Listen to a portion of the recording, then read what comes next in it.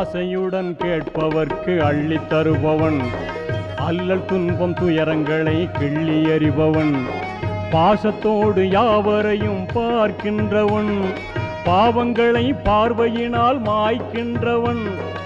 அல்லல் படும் மாந்தர்களே அயராதீர்கள், அல்லாவின் பேரருளை நம்பி நில்லுங்கள்.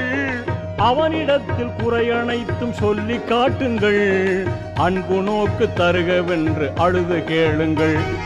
இறைவனிடம் கையேந்துங்கள், அவன் இல்லை என்று சொல்லுவதில்லை.